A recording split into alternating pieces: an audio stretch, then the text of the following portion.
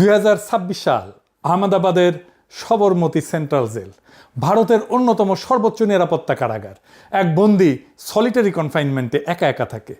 24 ঘন্টা সিসিটিভি নজরদারিতে, নামে 50টার বেশি মামলা, কাগজে কলমে বাইরের দুনিয়ার সঙ্গে তার কোনো যোগাযোগই নাই, থাকার কথাই না।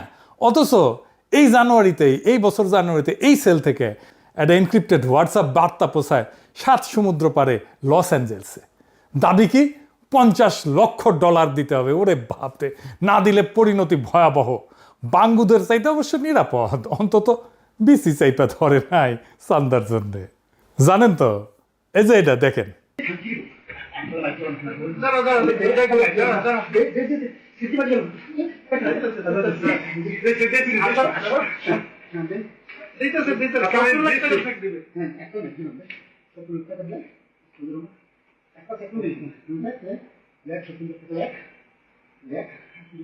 এবার ভুক্তভোগীর বক্তব্য শোনেন। অন্ডকোষ এমনভাবে চেপে ধরছে আমার শ্বাসরোধ হয়ে যাওয়া, মারা যাওয়ার উপক্রম হয়েছে। এরপর আমাকে চেয়ার থেকে ফেলে দেয়, আমি নিচে ফেলাই, আমার বুকে পাড়া দিয়ে ধরে, গলা পাড়া দিয়ে ধরে, আমাকে হত্যার চেষ্টা করে এবং বলে যে সে আমাদেরকে চেক দেয়। শুনেছেন, এটা যুবদল নেতা, কিন্তু যুবদলের পরিচয় দিলে কিন্তু বিসি সামলায় চলতে হবে। যাই হোক, সিনেমায় ফিরে আসি। না, ওই ইন্ডিয়ার জেলে ফিরে আসি। পর্দার সেই কোম্পানি আর কল্পনা না। ভার্মা যেটাকে রূপক হিসেবে আঁকছিলেন, অপরাধ একটা সীমান্তহীন কর্পোরেশন, জেল বা দূরত্ব যার কাছে কোনো বাধা না, সেটা এখন 3 মহাদেশে ছড়ানো একটা সত্যিকারের এন্টারপ্রাইজ। সিনেমার বাস্তবের মাঝখানে পর্দাটা ছিঁড়ে গেছে। ইন্ডিয়া এখন এই প্রশ্নের মুখে, একজন মানুষ যে রাষ্ট্রের সবচেয়ে সুরক্ষিত খাঁচায় বন্দী, সে কিভাবে 3টা মহাদেশ জুড়ে এই সাম্রাজ্য চালায় অপরাধের। আর এটা ধরল কে? ইন্ডিয়ার কোনো সংস্থা না, ধরল আমেরিকার FBI। একেবারে গোড়া থেকে গল্পটা শুরু করি। 7 জুলাই 2026 সুদূর আমেরিকার লস অ্যাঞ্জেলস শহরে সেদিন একটা সংবাদ সম্মেলন ডাকলো মার্কিন বিচার বিভাগ, যাকে ইংরেজিতে বলে ডিপার্টমেন্ট অফ জাস্টিস। আপনারা জানেন, মানে আমাদের দেশের আইন মন্ত্রণালয় আর অ্যাটর্নি জেনারেলের দপ্তর মিলায় যা অনেকটা সেরকম জিনিস আর কি। তারা ঘোষণা দিল একটা বিশাল অভিযানের নাম তারা রাখছে অপারেশন হার্ড বল। কেন? কারণ মার্কিন আদালতে 3টা আলাদা অভিযোগপত্র জমা পড়ছে। ইংরেজির যাকে কয় ইনডেক্টমেন্ট, ইংরেজি যেহেতু কয়েছে ঠিকই কয়েছে, তাই না? তো এমন 3টা অভিযোগপত্রের নাম উঠছে মোট 37 জনের। আর তাদের মধ্যে 24 জনকে ইতিমধ্যে গ্রেপ্তার করা হয়েছে। কেউ আমেরিকায়, কেউ কানাডায়, একজন সুদূর স্পেনে। আর কি উদ্ধার হয়েছে জানেন? প্রায় 1000 কেজি কোকেন, 1 কেজি হেরোইন, 12টা আগ্নেয়াস্ত্র আর নগদ $40,000। এখন নিশ্চয়ই বুঝতে পারতেছেন, এটা কোনো সিসকে চোর বাটপাড়ের দল না। এই অভিযানের নিশানা কারা? মার্কিন কর্তৃপক্ষ বলছে 3টা সংঘবদ্ধ অপরাধী চক্র, যাদের শিকড় ইন্ডিয়ায়, ভারতে। তো এই 3টা চক্র কারা? 1 নাম্বার আর সবচেয়ে বড় নাম হইতেছে লরেন্স বিষ্ণই সিন্ডিকেট। হ্যাঁ, ইংরেজি নাম আর কি। 2 number Jaggu Bhagwanpuria gang. 3 number Ravindra Singh Dhanna নামে একটা মাদক পাচারের নেটওয়ার্ক। আর এই পুরা অভিযোগপত্রের সবচেয়ে ভয়ঙ্কর অভিযোগটা কি জানেন? সবচেয়ে ভয়ঙ্কর অভিযোগ হচ্ছে 2023 সালে কানাডার সারে শহরে একটা শিখ মন্দিরের ঠিক বাইরে খুন হয়েছিল না হরদীপ সিং নির্জার নামে এক ব্যক্তি। মার্কিন অভিযোগপত্র বলতেছে এই খুনের নির্দেশ দিছিল বিষ্ণই আর তার সাগরেদ গোল্ডি ব্রার। মনে আছে 2023 সালে কানাডার তৎকালীন প্রধানমন্ত্রী জাস্টিন ট্রুডো প্রকাশ্যে অভিযোগ তুলছিল নির্জার হত্যায় ভারত সরকারের এজেন্টরা জড়িত। ইন্ডিয়া কানাডা সম্পর্ক একেবারে তলানিতে নামে, কূটনৈতিক বহিষ্কার হয়, কনসুলেট বন্ধ হয়ে যায়। এখন 3 বছর পর আমেরিকার বিচার বিভাগ আর কানাডার নিজের পুলিশ RCMP দুইজনেই বলতেছে এই অভিযান করছে বিষ্ণই সবরমতী জেলের সলিটারি সেল থেকে, চোরাই মোবাইল আর VoIP ডিভাইস দিয়া 3 মহাদেশ জুড়ে খুন চাঁদাবাদি চালাইছে জানুয়ারি 2026 পর্যন্ত এই বছর। সেই একই অভিযানে অভিযুক্ত পাঞ্জাব পুলিশের একজন কর্মরত ইন্সপেক্টর গুরিন্দরজিৎ সিং নাগরা হোশিয়ারপুরের তান্ডা থানার অভিযোগ কি ভগবানপুরিয়ার গ্যাংয়ের হইয়া সে আমেরিকার বসা এক পরিবারকে মিথ্যা খুনের মামলায় ফাঁসানোর হুমকি দিয়া $4 লক্ষ আদায়ের চেষ্টা করছে। এখন ইন্ডিয়া কইতে পারে, আরে নির্জারকে তো আমরা মারি নাই, মাফিয়া মারছে, আমরা ভালো ছেলে, সন্ধ্যাবেলা হাত মুখ ধুয়া পড়তে বসি। কিন্তু খুনটা তো রাষ্ট্র করেনি, করছে একটা গ্যাং। কিন্তু সেই গ্যাংটা কে? যাকে রাষ্ট্র নিজের সর্বোচ্চ নিরাপত্তা জেলে বন্দি রেখা সব কাজ অবাধে করতে দিছে, FBI না ধরা পর্যন্ত। এখন কইতে পারেন না ওরা হয়তো জানতো না। আসলে কি তাই? আসেন দেখি। ইন্ডিয়ার নিজের সংস্থা এনআইএ 4 বছর আগে 2022 সালে বলছিল যে বিষ্ণয়ের বিরুদ্ধে প্রায় একই অভিযোগ আনছিল যে জেল থেকে সে অপরাধ নেটওয়ার্ক চালায় মোবাইল দিয়া। অর্থাৎ ইন্ডিয়া জানতো, রাষ্ট্র অন্ধকারে ছিল না, যেন থামায়নি। কেন? সলিটারি সেলে সিসিটিভির নিচে একজন বন্দী যখন বছরের পর বছর জুড়ে বিশ্ব জুড়ে অপরাধ চালায়, তার কারণ কি হইতে পারে? তার কারণ একটাই হইতে পারে, রাষ্ট্র সেটা সুবিধা পায়। গোয়েন্দা সংস্থা অনেক সময় এইভাবে ক্রিমিনাল গ্যাংকে কাজে লাগায়। কানাডা কখনো বলেনি যে ইন্ডিয়ার গোয়েন্দারা নিজেরা এসে গুলি করছে। তাদের অভিযোগ ছিল যে ভারতীয় সংস্থা এই কাজটা করছে, তাই গ্যাংটাকে কাজে লাগাইছে এটা হাতিয়ার হিসাবে। রাষ্ট্র যে অপরাধী গ্যাংকে নিজের নোংরা কাজ করানোর জন্য ভাড়া করে, এটা কোনো নতুন বা অকল্পনীয় জিনিস না। এটা গোয়েন্দা দুনিয়া একটা পুরানো পরিচিত কৌশল। এটা একটা নামও আছে, প্লজিবল ডিনাইবিলিটি। বাংলায় বললে বিশ্বাসযোগ্যভাবে অস্বীকার করার সুযোগ। মানে কাজটা এমনভাবে করানো যাতে ধরা পড়লে রাষ্ট্র হাত তুলে বলতে পারে, আমরা তো কিছু জানি না, আমরা ভালো ছেলে, সন্ধ্যাবেলা হাত মুখ দিয়ে পড়তে বসি। এটা তো অপরাধীরা করছে। 3টে উদাহরণ দিই যাতে আমরা বুঝতে পারি যে এটা কত সাধারণ একটা খেলা গোয়েন্দা সংস্থার জন্য। 1 নাম্বার, খোদ আমেরিকা।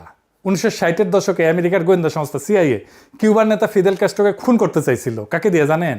শিকাগোর মাফিয়া ডন স্যাম জিয়ানকানা আর জেনি রোসেলিকে দিয়া।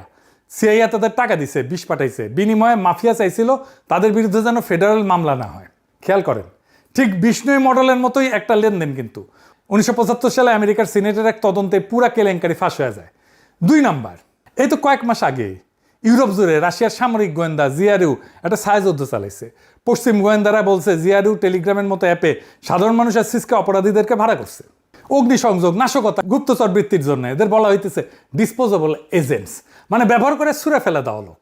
ভিলনিউসে একটা আইকিয়ার দোকানে আগুন, ওয়ারসাতে 1000 দোকানের একটা শপিং মলে আগুন, দুটাই এই ভাড়াটা লোকদের দিয়ে করানো। 10,000 ইউরোর লোভ দেখায়। ব্রিটেনের গোয়েন্দা প্রধান একে বলছেন একটা বেপরোয়া নাশকতা অভিযান। আর 3 নাম্বার উদাহরণটা আমাদের এই অঞ্চলে।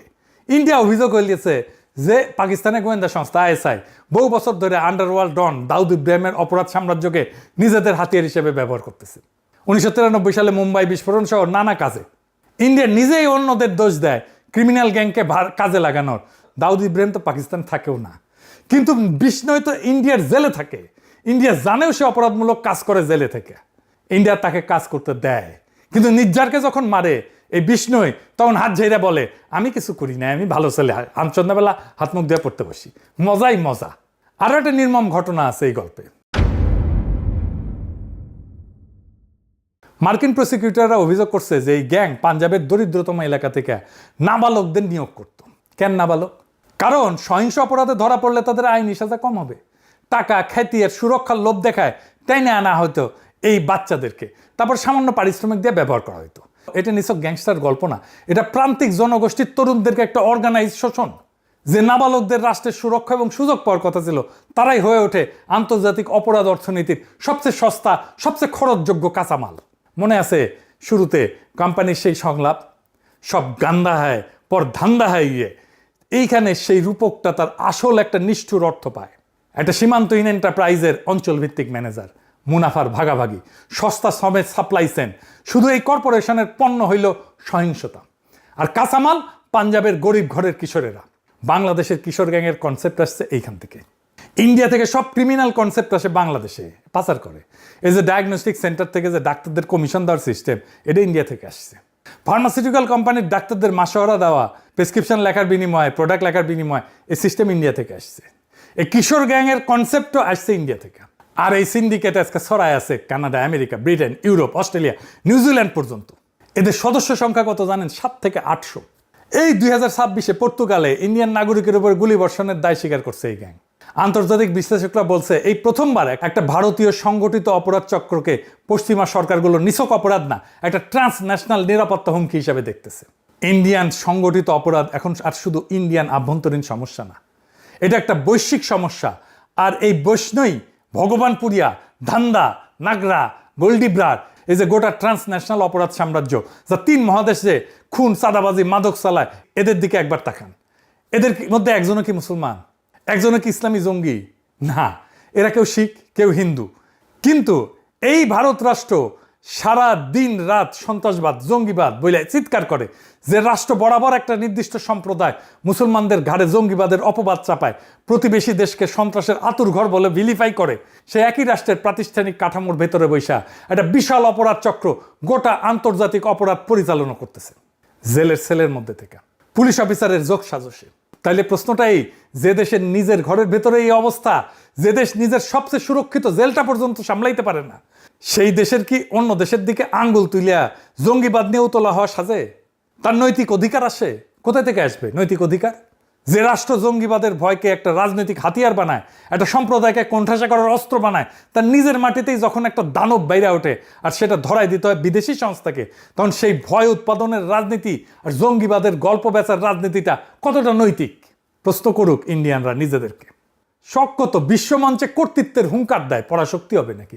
নিজের দেশের একটা জেলের সেল সামলানোর ক্ষমতা নাই, আর এই দেশকে দেখে ডরে কাঁপে বাঙ্গুরা। পশ্চিমে ইন্ডিয়ার আগের জেনারেশনের ইমেজ ছিল মেধাবী ডাক্তার, তারপরের জেনারেশন হয়েছে মেধাবী আইটি এক্সপার্ট, বড় বড় কর্পোরেশনের সিও। ও আচ্ছা, মাঝে বাদ পরিচাটা, সেটা হইতেছে বিশ্ব সুন্দরীদের দেশ। এই জেনারেশনে শুরু হয়েছে ফোন স্ক্যামার হিসাবে।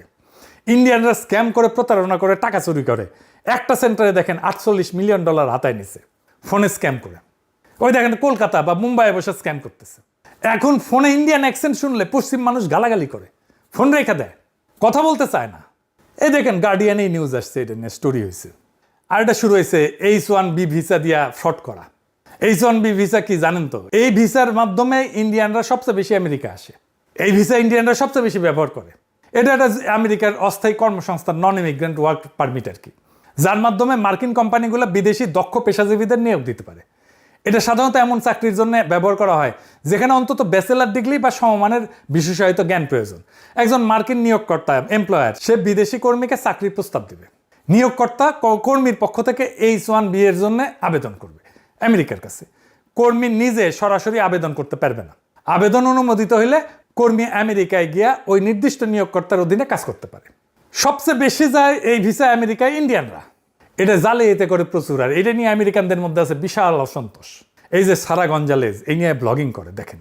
You don't have to do anything. They will secure your H1B visa, that fake company. Boutique scam companies. They'll have a main office in Hyderabad. They will hire you on my payroll. You're not doing any job. Some fake paperwork I'll do. I will go and secure contracts from smaller companies that need IT. Like, okay, now you technically work for me, but you're on a project that I secured in this hick town. You don't know how to do the job. So you'll bring the work home. My guys who are sitting in Hyderabad will do the work for you. You pay 15%. Maybe you couldn't understand what the they're saying. They have these scammy companies. They bring in people on H1B visas who can't even do the job. They fake the certifications. They fake the resume. We're outsourcing our job to an H1B visa, but actually that H1B visa holder is outsourcing their job back to some sucker in Hyderabad. দেখেছেন American vice president, দেখেন কি কয় JD Vance এই visa fraud নিয়ে। দেখেন, American jobs ought to go to American workers and not foreign fraudsters, and the Department of Labor is fighting back against it.